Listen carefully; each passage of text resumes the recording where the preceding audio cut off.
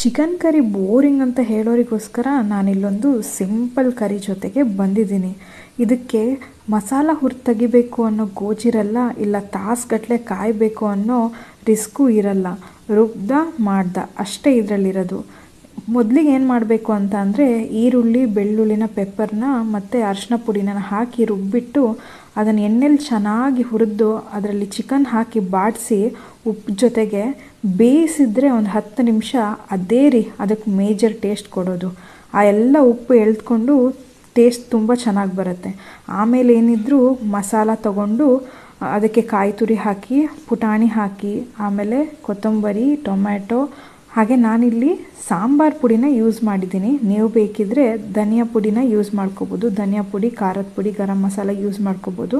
ನಾನಿಲ್ಲಿ ಅವೆಲ್ಲವನ್ನು ಸಪ್ರೇಟಾಗಿ ತೊಗೊಂಡು ಮಸಾಲವನ್ನು ರುಬ್ಬಿ ಮುಕ್ಕಾಲು ಭಾಗ ಬೆಂದಿರೋವಂಥ ಚಿಕನ್ನಿಗೆ ಹಾಕಿಬಿಟ್ಟು ಕುದಿಸಿದ್ದೀನಿ. ಈ ಥರ ಸಿಂಪಲ್ ರೆಸಿಪಿಗಾಗಿ ನನ್ನ ಫಾಲೋ ಮಾಡಿ, ಹಾಗೆ ಶೇರ್ ಮಾಡಿ. ಹಾಗೆ ನೆಕ್ಸ್ಟ್ ರೀಲಲ್ಲಿ ನಾನು ಬರ್ತೀನಿ ಮತ್ತೊಂದು ರೆಸಿಪಿ ಜೊತೆ. ಅಲ್ಲಿವರೆಗೂ ಟೇಕ್ ಕೇರ್.